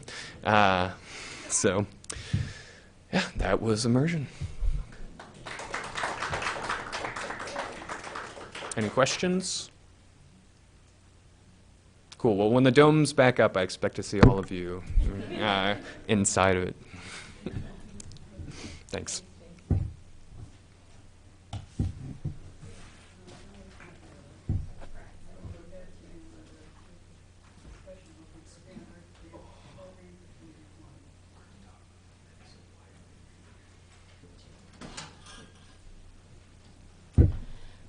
Serendipitously, everyone who gave a grant report that applied this year is also going to get some good news in the next couple of minutes. I'm here to present the 2020 recommendation from our Tiers 1 and 2 juries. And this is our 12th cycle of the Urbana Arts and Culture Grant Program. I want to also point out that this year, couple of things before I get into what was funded. In particular, we pledged at minimum $80,000 that we were able to give out. When we went to review, we determined that we could actually give out more than that. So we were able to give out $88,000 this year, and we're really excited about that. We also funded, therefore, the largest number of grants, I think, to date that we've ever funded in the program. We're capping out, I believe, at 38. But I wanted to let you know that first and foremost as some housekeeping things in terms of what the final numbers ended up being. Let me go through them one at a time, and I understand we're getting late, so if you do need to take off, do what you need to do, but I'm going to announce them all. So we'll start with Tier 1. Tier 1, one of the things that we're funding is Camp 20, One People Summer Arts Camp, city sponsorship of $1,500. Camp 20 is a multidisciplinary summer youth arts camp for kids 9 to 14. The program is offered 100% free to the community with the youth and their families. This year's theme focuses on stories. One People provides believers of the collective good an experience to use their critical and creative skills to esteem and celebrate their community. Our next funded project is Dance for Your Life Out on the Town by Elizabeth Simpson and a city sponsorship of $730.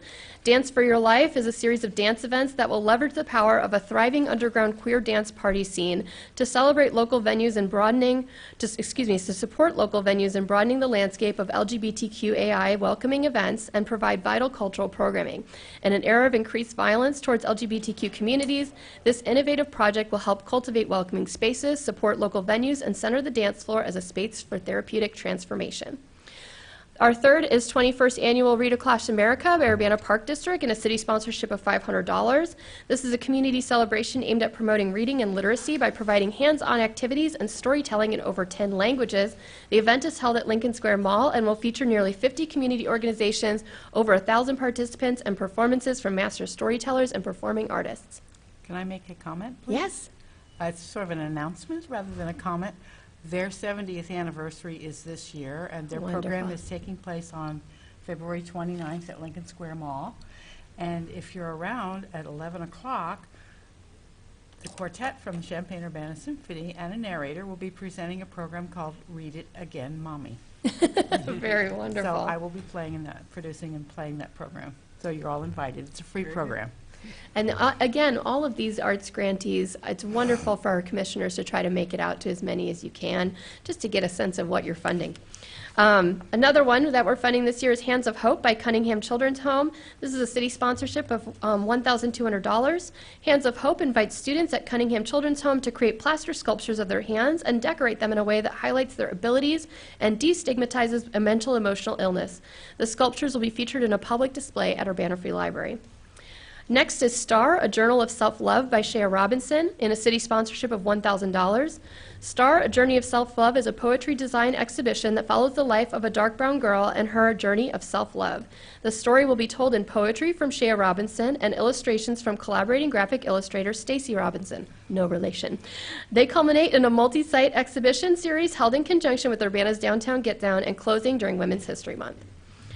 Next is Art Moves by Shivani Bala, a city sponsorship of $900.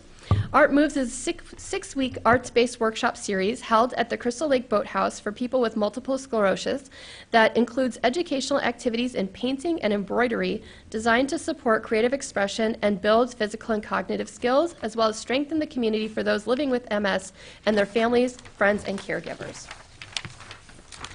Next is Black Voices Dramatic Arts Production by the Black Voices Theater Production, city sponsorship of $1,500. Black Voices will feature a variety of performances spanning music, dance, theater, spoken word, and visual art that center on issues facing Black families and the whole community. Stories will invite reflection on a wide variety of social issues, identifying and addressing interpersonal violence, gun violence, mass incarceration, bullying, and discrimination. The performance will include a pre-show art gallery exhibition and a youth arts component. Next is the Clapboard Independent Film Festival by Borema Quadrago, a city sponsorship of $1,500. This Clapboard Film Festival is a festival of locally made short films made by Urbana area youth. These will be 6 minutes in length. They're part of a summer filmmaking initiative led by Borema, director of Global Visual Media Studios. Workshops will facilitate a deeper awareness of film techniques, video production, localized recruitment and storytelling, and creative resourcing. Next, and this is great news for Jake Metz, who just presented, Immersive Multimedia Development Initiative will be funded in the amount of $1,000. The Immersive Multimedia Development Initiative is a spatial sound and video production space that will allow local composers and artists to begin working in the emerging area of immersive media. The project will offer community workshops to demonstrate techniques in the experimental art form, followed by a call for proposals for artists interested in mini residencies to do collaborative work. The results will be unveiled in a media showcase in hopes of putting Urbana on the map as an early contributor to this growing art form typically found exclusively in metropolitan areas. Next is Art for Life by Lori Fuller, city sponsorship of $1,000. Art for Life is a series of arts instruction workshops for Urbana community members with dementia and their families and caregivers. The goal is to provide peaceful, comforting social environments, improve self-esteem, and reduce feelings of isolation through engagement with the arts. In addition to classes, Art for Life will produce and distribute an online resource for families to support ongoing arts practice. Face is Only a Location 2 by Patricia Leon Quincan is the next funded project and city sponsorship of $1,500.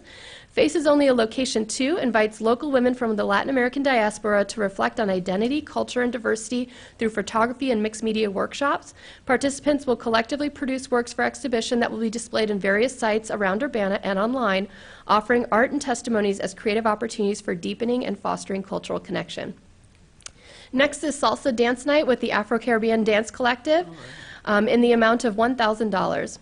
Afro-Caribbean Jazz Collective will host a free salsa dance night at the Rose Bowl in downtown Urbana featuring a 10-piece salsa band. The event will offer up an opportunity for the Afro-Caribbean Jazz Collective to expand their repertoire to include more salsa music and to share locally in hopes of fostering more salsa nights featuring live music and promoting cultural events for the Latino community. Vibrant Public Mural by Fun Afraid is the next in the amount of $1,500. Local artist Carly Upchurch will engage in a public input process that will shape a vibrant, colorful, hand-painted mural celebrating Urbana's local identity for display in downtown Urbana. The project will include an unveiling and ribbon-cutting ceremony open to the public. Next is Story Walk in Urbana Parks by the Urbana Free Library. In this project, funded in the amount of $520, the Urbana Free Library and Urbana Park District will invite summer camp, art camp participants and the local community to write and illustrate book-like stories for a transportable story walk exhibition during Urbana Neighborhood Nights, Summer 2020. Non-English speakers will be invited to participate in their native languages, showing Urbana's strong cultural diversity. Next is Writers of Oya by Ashanti Files, city sponsorship of $1,500. Writers of Oya emerges as a middle school girls' writing program designed to teach the art of slam poetry and writing practice to process stress and trauma. Participants engage in weekly meetings designed to foster creative writing and will present their work in various public events, including a community poetry slam and performance showcase. Now I'm going to mess this up. I actually looked up earlier how to pronounce this, and now I've forgotten. Atelier Urbana, in city sponsorship of $1,000, will offer free accessible figure drawing sessions and arts workshops exploring historic, contemporary, and commercial figure drawing. Both live drawing sessions and educational workshops are free and open to the community and will culminate in an art show of works produced through the project. Next is We Are the Resource, Critical Style Showcase by Amy Rickman. Shaheen Shorish and Sophie Hall. This is a city sponsorship of $550. We Are the Resource works to spotlight intrusive, data-driven digital technologies impacting the lives of folks living in Urbana and will host a runway event by local youth featuring wearable community-proposed micro-interventions. The project aims to draw attention to issues of consent, privacy, and power raised by surveilling technologies while presenting creative interventions. Next is Metamorphosis by ECA, city sponsorship of $750. Metamorphosis is an augmented reality project that will combine mobile mural art with animation work from local artist ECA. The viewer will be able to point a mobile device at a transportable mural and watch its figures come to life, creating new avenues for interacting with public art through AR technology. Metamorphosis will be displayed in high-traffic locations in downtown Urbana, offering opportunities for community engagement. The last but not least, one in the Tier 1 category is Urbana Poetry Walk by CU Poetry, city sponsorship of $700. The Urbana Poetry Walk is an interactive community poetry event organized by CU Poetry and held at Carl Park, inviting the community to walk around the park and stop at various points in the journey to participate in poetry readings, engage in poetry writing, and listen to poetry performance. Those are your Tier 1 grants this year. Now on to Tier 2. First off is Visualizing a Climate of Community Engagement by Elizabeth Simpson, city sponsorship in the amount of $1,500. This is a series of free popular education workshops designed to leverage community theater practices to invite creative insight and collaboration in identifying and addressing local environmental challenges and their connection to broader environmental issues. Workshops will be documented with graphic note-taking with a local artist, and outcomes will be presented for public feedback before being incorporated into a final performance. The intention is to share results with policymakers and officials. DMT Music Festivals by Dance Music Therapy will receive a city sponsorship of $3,000.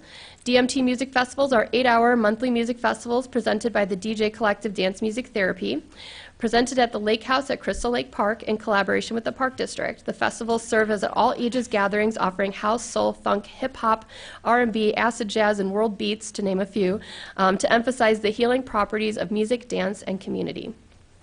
Next up, we have Play Art Urbana by Coop Adventure Play, city sponsorship of $2,000. Play Art Urbana is a series of 16 open play events that invite youth to explore their own creativity with a plethora of raw materials. Supportive adult play workers stand nearby, and children have an invitation to play, create, build, and imagine. The events aim to bring neighborhoods together to activate public spaces, encourage creative expression, and promote self-directed play for young people. Next up, we have Immersion, a multidisciplinary experimental arts festival that you just heard about. This time, city sponsorship of $3,000. Immersion is a multidisciplinary experimental music and arts festival that utilizes technology to create an immersive experience for artists and attendees. This two-day festival in downtown Urbana offers live music, workshops, projection installations, visual art, dance performance, and a 360-degree sound environment. Then we have celebrating 20 years of the Urbana-Champaign Independent Media Center by the IMC, city sponsorship of $2,500. In celebration of their 20th anniversary, the IMC will hold a series of events celebrating arts, media, and technology for social change. 2 educational workshops and a reunion festival will take place as part of the anniversary. The main event will feature a radical history tour of Urbana-Champaign, workshops, performances, and youth activities.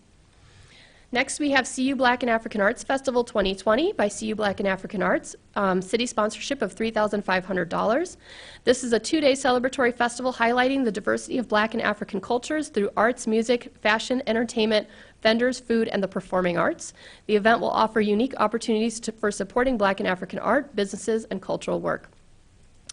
Next up, we have Teen Art in Urbana, Experience and Expression by the CU Community Fab Lab in the amount of $2,000. Teen Art in Urbana is an Urbana-based art program developed for teens by teens. A teen artist council will be developed, and through its leadership, teens will engage in youth-led art workshops, peer teaching, and storytelling, culminating in a public exhibit of art both in the Teen Art Gallery at the Urbana Free Library, which you might remember is funded and made possible through our arts program last year, and the Urbana-Champaign Independent Media Center. Next up, we have She Spins Urbana, a camp for girls, coming from DJ Silky, Janaea Modis. City sponsorship in the amount of $2,500. She Spins Urbana is a week-long educational camp designed for girls of color aged 10 to 17 that will introduce the art of beat making, recording, and DJing. Each 2-hour workshop will introduce camp participants to the history of women of color disc jockeys and technical instruction. Participating youth will design their own set to be unveiled at a public showcase event. Next up, we have Small Press Fest by Shara Christensen, city sponsorship of $2,500. This is a celebration of regional small press and independent publishers that aims to showcase DIY media, foster community, and create a space for self-published authors and artists. The festival and events leading up to it include educational workshops on independent publishing, guest speakers, performances, artist talks, authors roundtables, and an exhibit hall. Next up, Save the World mural by Madeline Whitruck, city sponsorship of $2,000. In collaboration with CU Adventures in Time and Space, artist Madeline Whitruck will paint a mural on 2 westward-facing walls at 302 North Broadway Avenue. The mural will have an optical illusion effect and adventure-theme iconography on large-scale design and color, activating the North Broadway corridor. Then we have Main Street Carnival by Hybrid Performance Arts, city sponsorship of $1,650. Main Street Carnival is a downtown event designed to promote flow arts, including fire spinning, poi, hooping, juggling, circus arts, live art, belly dance, and more. The event will feature electronic DJs, street musicians, walk-around performers, kids' activities, and aerial artists to produce a one-of-a-kind artistic and cultural experience that promote area businesses and offer Urbana a unique celebratory carnival. And last but not least in this category, International Day of the Girl by Be the Benchmark LLC, city sponsorship of $1,850. International Day of the Girl is a large-scale community event inviting young girls and the wider public to promote girls in STEAM, science, technology, engineering, arts, and math. Through integrative booths, live performances, and engaged art making, this event serves to highlight STEAM opportunities, inviting girls' leadership on global issues and promoting girls' empowerment. Those are your Tier 2 applicants and funded applications this year. I want to then share our last category. I won't go over Tier 3 since we all know those, but our last category is our Arts in the Schools awardees, which you'll remember were actually a part of our Tier 1 this year. So the first one is Symbiotic Sustainable Sculpture by Nathan Westerman and the UHS Sustainable Design STEAM Club in the amount of $1,500. Geometric sculptures designed by local artist and educator Nathan Westerman and students in the Urbana High School Sustainable Design Club will be created in Urbana High School and installed in various locations in Urbana, culminating in a public exhibition. The sculptures will serve as both visually interesting objects and homes for insects and animals beneficial to the environment. The materials used will be repurposed steel and wood from discarded school furniture, as well as new materials. Next up, All Score Urbana at Urbana High School, city sponsorship of $900. All Score Urbana is a community engagement music composition program designed to offer UHS students the opportunity to compose, workshop, and record their own music with local composers and performers. The music composed by student participants will be performed in a public exhibition at the conclusion of the program. And last but not least, Capoeira Angola for the Community by Capoeira Angola Center of Illinois, city sponsorship of $750. Capoeira Angola for the Community is a series of workshops held in Urbana School District 116 schools designed to introduce K through 5th grade students to capoeira, the Afro-Brazilian art form that combines elements of dance and music into movement. A public performance showcase with students will be offered at the conclusion of this multi-session program. And that, my friends, are your Tiers 1, 2 Arts in the Schools grantees for 2020. When we looked at all of them together, we were delighted at the diversity of creative sector, of cultural practice, and of so many things that we have to offer in Urbana. I think it's the most diverse offerings we've had so far. Yeah. And I think it's the first time for one recipient or one program to receive 2 grants. I don't recall that we've ever had someone receive funding. I mean, I know. I did. In the past. Oh, well, that's true. You did. Yeah, hello. But so we do allow That's people true. to apply up Yeah. to up to 2 categories, and Yeah. we had 2 people funded twice. Yeah. So that's exciting. Yeah. Yep. For sure. Mhm. Yeah. Absolutely. Okay, well, thank you, The Rachel. odds are increasing. It's true. Now we just need to raise even more money to put into the grant program. That's right. Yeah. Okay, Yeah, it's well, with wonderful. no further business, this meeting is adjourned. Thank you.